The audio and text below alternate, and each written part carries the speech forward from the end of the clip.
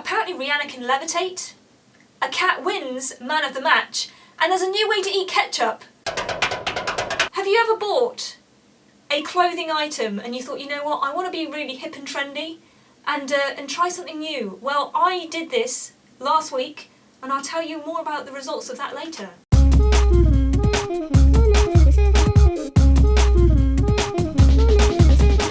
So sometimes we want to be cooler than we actually are, and we go and search for a clothing accessory that we think, you know what, I'm going to just take my coolness to another level. Well, I tried this the other day and I'm not entirely sure whether I can pull it off. I actually went out and I found a bowler hat. That's right. This is it's actually like a real bowler hat. The whole thing, I feel like Dr. Watson or something like that, some cool character from a book. Of course, people don't really wear bowler hats anymore, which is quite sad. But I thought, you know what a better opportunity than to try and just be a little bit more out there with my clothing choices.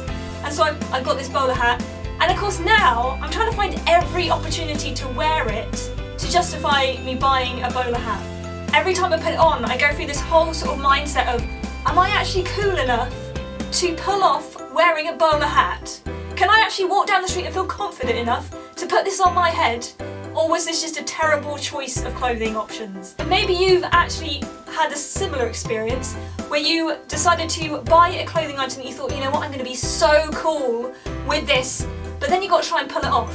And I think that's where I'm getting to right now, is like, probably not that cool to pull this one off. But I'll let you guys decide. This is my bowler hat. I try and look pretty cool with it on. I do like it though. I do like my bowler hat, so I'm probably going to try and keep this one going.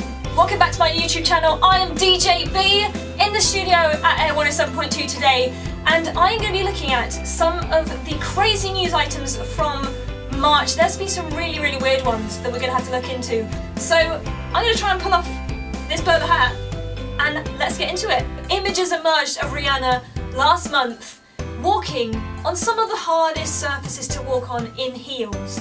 Now, if you're a girl like me, well, I hope you know I'm a girl, sometimes you try and wear high heels and there are certain surfaces where it is almost impossible to walk on high heels. No matter how hard you try, it's going to be painful. It's just not going to go well. For example, grass is quite a challenging surface to walk on with high heels, especially if the heel is really, really small. Or sand. I've never tried sand, but I probably would not attempt it in high heels. Well, these images of Rihanna walking on grates. They're surfaces with what looks like tiny little holes. There's holes in the surface, and her heels are tiny. And yet, she just looks so calm, and she doesn't really care. She's just casually walking along. Hey, look at me, I can levitate. And everybody's looking at it and going, how are you doing this? How are you able to walk on grates? I think this is real proof that Rihanna can actually levitate, that she actually does have supernatural powers. That is a skill right there. How? I trip on barefoot walking around my bedroom. Yeah, I can know that feeling. And yet Rihanna can walk on barely sort of anything. She's not even looking down. That's right, she just, you know what, she's that confident that she doesn't need to look down. This is Rihanna. So, probably my favourite news story of March has got to be this one. Cat wins man of the match after invading a Champions League's match. I'm not really into football because I just have no idea what's going on half the time, but I saw this story on my newsfeed and I was like, man, this is awesome. And the cat wandered onto the pitch during the Champions League match. They had to stop play to get the poor cat off of the match. What was even better is that Bayern Munich actually ran a poll on their Twitter feed of man of the match, including the cat. And with 85% of the vote, the cat won it. That's awesome.